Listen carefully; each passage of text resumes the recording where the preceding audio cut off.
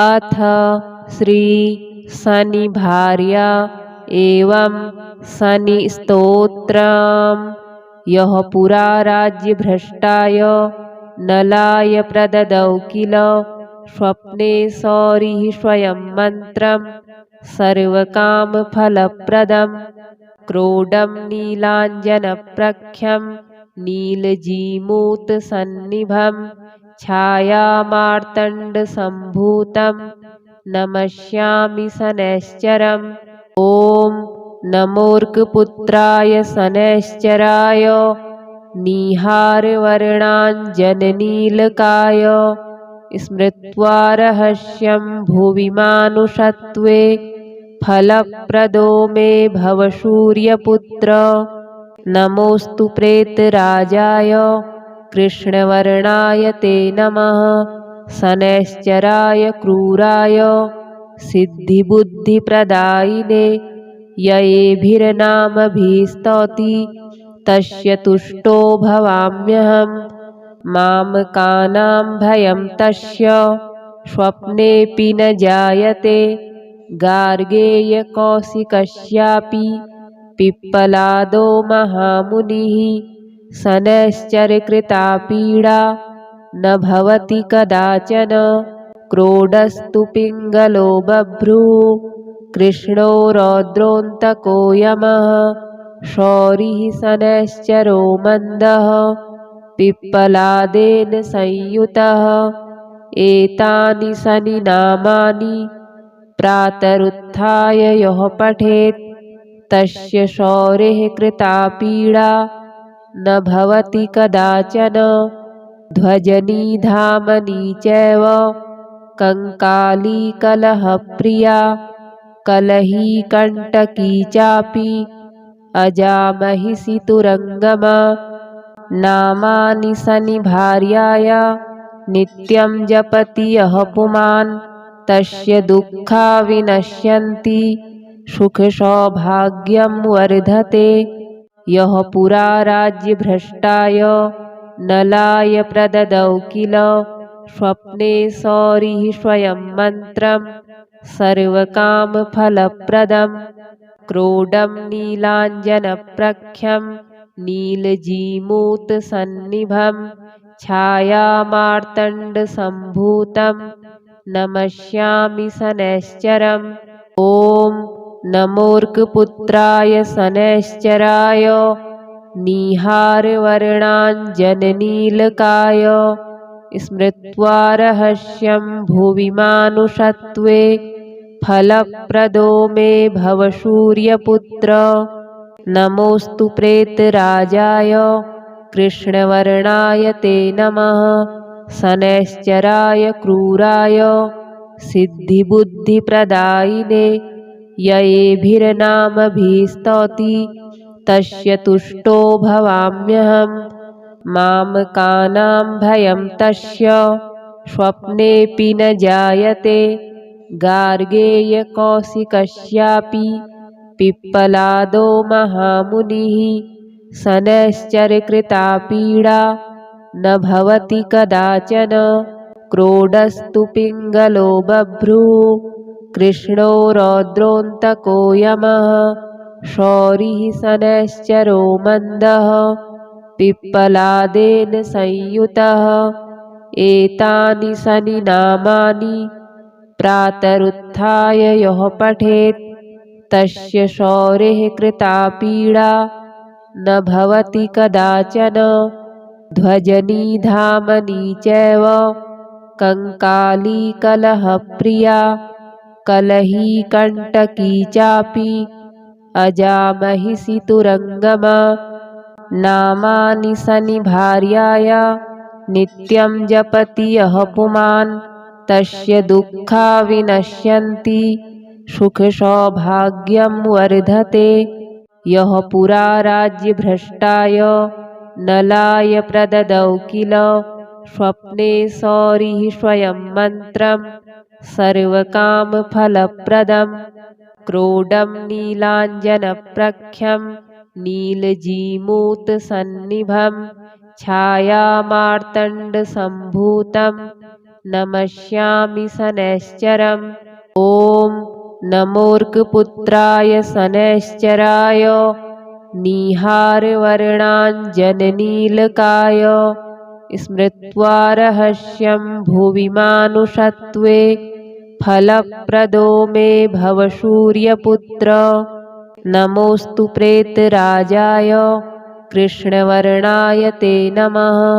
शनैश्चराय क्रूराय सिद्धिबुद्धिप्रदायिने ययेभिर्नामभिस्तौति तस्य तुष्टो भवाम्यहम्। मामकानां भयं तस्य स्वप्नेऽपि न जायते। गार्गेयकौशिकस्यापि पिप्पलादो महामुनिः शनैश्चरकृता पीडा न भवति कदाचन।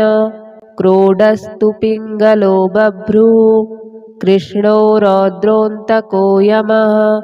शौरिः शनैश्चरो मन्दः पिप्पलादेन संयुतः। एतानि शनिनामानि प्रातरुत्थाय यः पठेत् तस्य शौरेः कृता पीडा न भवति कदाचन। ध्वजनी धामनी चैव कंकाली कलहप्रिया कलही कंटकी चापि अजामहिषि तुरंगमा। नामानि शनिभार्याय नित्यं जपति यः पुमान् तस्य दुःखा विनश्यन्ति सुखसौभाग्यं वर्धते। यः पुरा राज्यभ्रष्टाय नलाय प्रददौ किल स्वप्ने सौरिः स्वयं मन्त्रं सर्वकामफलप्रदम्। क्रोडं नीलाञ्जनप्रख्यं नीलजीमूतसन्निभं छायामार्तण्डसम्भूतं नमस्यामि शनैश्चरम्। ॐ नमोऽर्कपुत्राय शनैश्चराय निहारवर्णाञ्जननीलकाय स्मृत्वा रहस्यं भुवि मानुषत्वे फलप्रदो मे भव सूर्यपुत्र।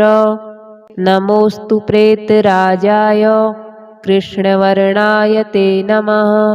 शनैश्चराय क्रूराय सिद्धिबुद्धिप्रदायिने ययेभिर्नामभिस्तौति तस्य तुष्टो भवाम्यहम्। मामकानां भयं तस्य स्वप्नेऽपि न जायते। गार्गेयकौशिकस्यापि पिप्पलादो महामुनिः शनैश्चरकृता पीडा न भवति कदाचन। क्रोडस्तु पिङ्गलो बभ्रुः कृष्णो रौद्रोऽन्तको यमः। शौरिः शनैश्चरो मन्दः पिप्पलादेन संयुतः।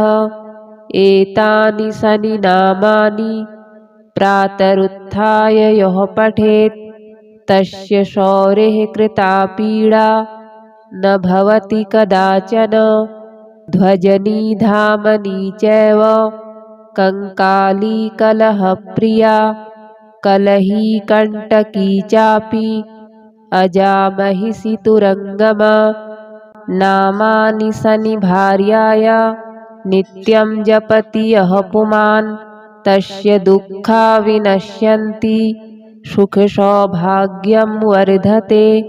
यः पुरा राज्यभ्रष्टाय नलाय प्रददौ किल स्वप्ने सौरिः स्वयं मन्त्रं सर्वकामफलप्रदम्। क्रोडं नीलाञ्जनप्रख्यं नीलजीमूतसन्निभं छायामार्तण्डसम्भूतं नमस्यामि शनैश्चरम्। ॐ नमोऽर्कपुत्राय शनैश्चराय निहारवर्णाञ्जननीलकाय स्मृत्वा रहस्यं भुवि मानुषत्वे फलप्रदो मे भव सूर्यपुत्र। नमोऽस्तु प्रेतराजाय कृष्णवर्णाय ते नमः। शनैश्चराय क्रूराय सिद्धिबुद्धिप्रदायिने ययेभिर्नामभिस्तौति तस्य तुष्टो भवाम्यहम्। मामकानां भयं तस्य स्वप्नेऽपि न जायते।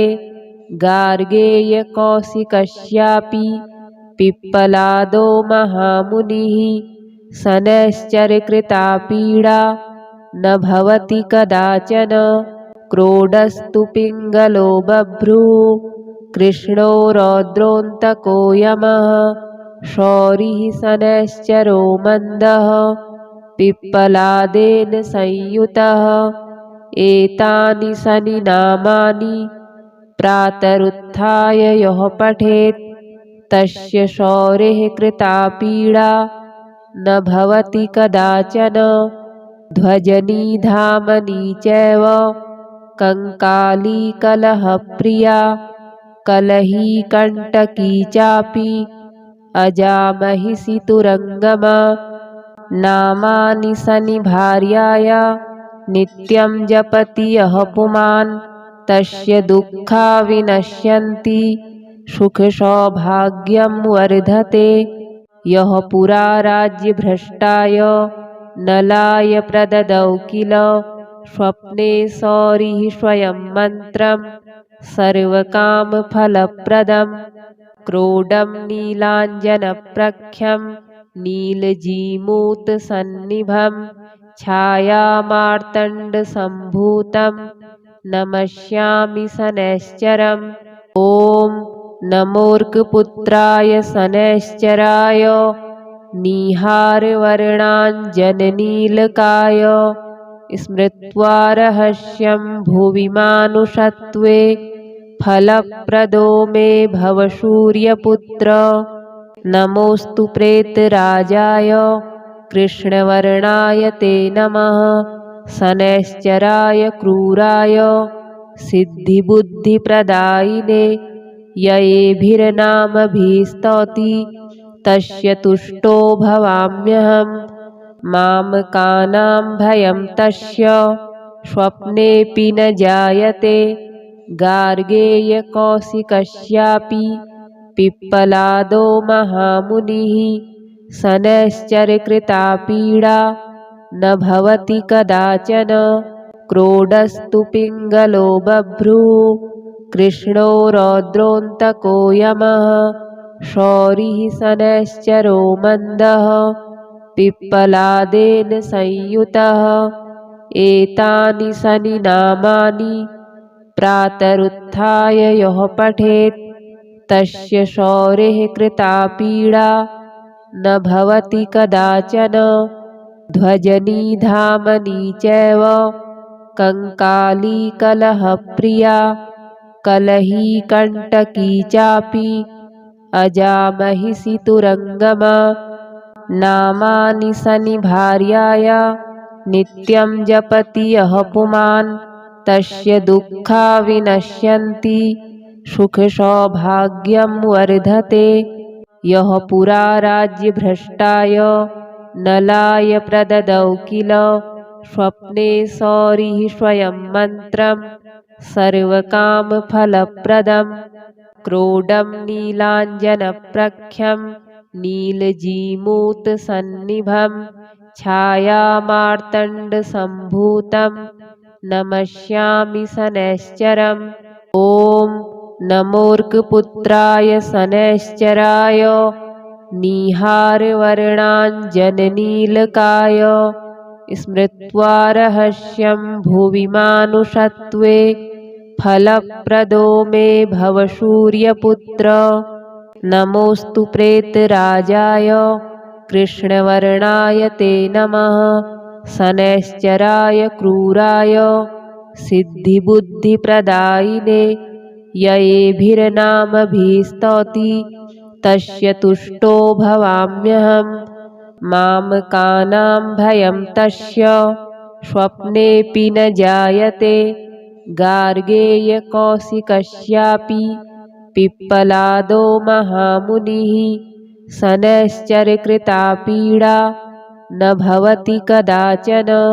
क्रोडस्तु पिङ्गलो बभ्रुः कृष्णो रौद्रोऽन्तको यमः शौरिः शनैश्चरो मन्दः पिप्पलादेन संयुतः एतानि शनि नामानि प्रातरुत्थाय यः पठेत् तस्य शौरेः कृता पीडा न भवति कदाचन।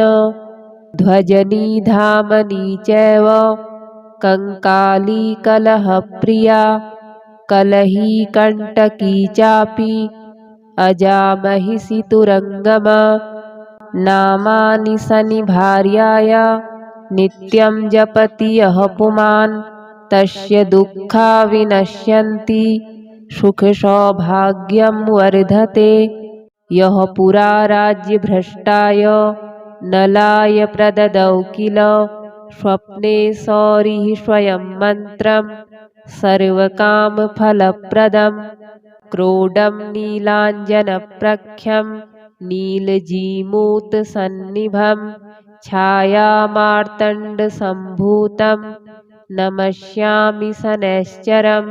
ॐ नमोऽर्कपुत्राय शनैश्चराय निहारवर्णाञ्जननीलकाय स्मृत्वा रहस्यं भुवि मानुषत्वे फलप्रदो मे भव सूर्यपुत्र।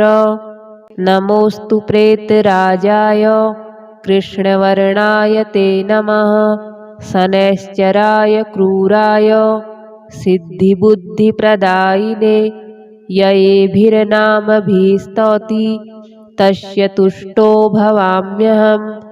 मामकानां भयं तस्य स्वप्नेऽपि न जायते।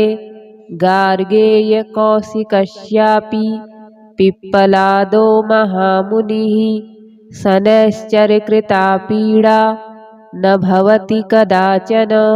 क्रोडस्तु पिङ्गलो बभ्रुः कृष्णो रौद्रोऽन्तको यमः शौरिः शनैश्चरो मन्दः पिप्पलादेन संयुतः एतानि शनि नामानि प्रातरुत्थाय यः पठेत् तस्य शौरेः कृता पीडा न भवति कदाचन।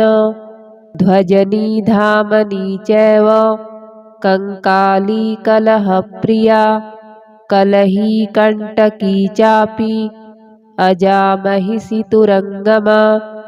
नामानि शनि भार्याया नित्यं जपति यः पुमान् तस्य दुःखा विनश्यन्ति सुख सौभाग्यं वर्धते।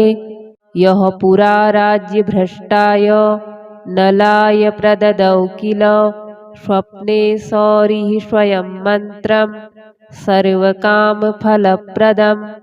क्रोडं नीलाञ्जनप्रख्यं नीलजीमूतसन्निभं छायामार्तण्डसम्भूतं नमस्यामि शनैश्चरम्।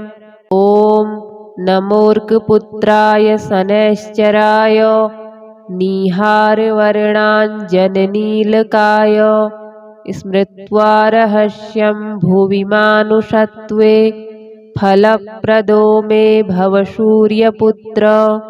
नमोऽस्तु प्रेतराजाय कृष्णवर्णाय ते नमः शनैश्चराय क्रूराय सिद्धिबुद्धिप्रदायिने।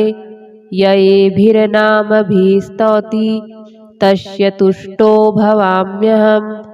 मामकानां भयं तस्य स्वप्नेऽपि न जायते।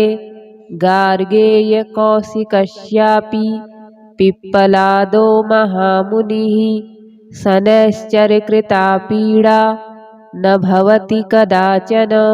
क्रोडस्तु पिङ्गलो बभ्रुः कृष्णो रौद्रोऽन्तको यमः शौरिः शनैश्चरो मन्दः पिप्पलादेन संयुतः एतानि शनि नामानि प्रातरुत्थाय यः पठेत् तस्य शौरेः कृता पीडा न भवति कदाचन। ध्वजनी धामनी चैव कंकाली कलहप्रिया कलही कंटकी चापि अजामहिषि तुरङ्गमा नामानि सनिभार्याय नित्यं जपति यः पुमान् तस्य दुःखा विनश्यन्ति सुखसौभाग्यं वर्धते। यः पुरा राज्यभ्रष्टाय नलाय प्रददौ किल स्वप्ने सौरिः स्वयं मन्त्रं सर्वकामफलप्रदं क्रोडं नीलाञ्जनप्रख्यं नीलजीमूतसन्निभं छायामार्तण्डसम्भूतं नमस्यामि शनैश्चरम्। ॐ नमोऽर्कपुत्राय शनैश्चराय निहारवर्णाञ्जननीलकाय स्मृत्वा रहस्यं भुवि मानुषत्वे फलप्रदो मे भव सूर्यपुत्र। नमोऽस्तु प्रेतराजाय कृष्णवर्णाय ते नमः शनैश्चराय क्रूराय सिद्धिबुद्धिप्रदायिने ययेभिर्नामभिस्तौति तस्य तुष्टो भवाम्यहम्। मामकानां भयं तस्य स्वप्नेऽपि न जायते गार्गेयकौशिकस्यापि पिप्पलादो महामुनिः शनैश्चरकृता पीडा न भवति कदाचन। क्रोडस्तु पिङ्गलो बभ्रुः कृष्णो रौद्रोऽन्तको यमः शौरिः शनैश्चरो मन्दः पिप्पलादेन संयुतः। एतानि शनिनामानि प्रातरुत्थाय यः पठेत् तस्य शौरेः कृता पीडा न भवति कदाचन। ध्वजनी धामनी चैव कंकाली कलहप्रिया कलही कंटकी चापि अजामहिषि तुरङ्गमा नामानि सनिभार्याय नित्यं जपति यः पुमान् तस्य दुःखा विनश्यन्ति सुखसौभाग्यं वर्धते। यः पुरा राज्यभ्रष्टाय नलाय प्रददौ किल स्वप्ने सौरिः स्वयं मन्त्रं सर्वकामफलप्रदं क्रोडं नीलाञ्जनप्रख्यं नीलजीमूतसन्निभं छायामार्तण्डसम्भूतं नमस्यामि शनैश्चरम्। ॐ नमोऽर्कपुत्राय शनैश्चराय निहारवर्णाञ्जननीलकाय स्मृत्वा रहस्यं भुवि मानुषत्वे फलप्रदो मे भव सूर्यपुत्र।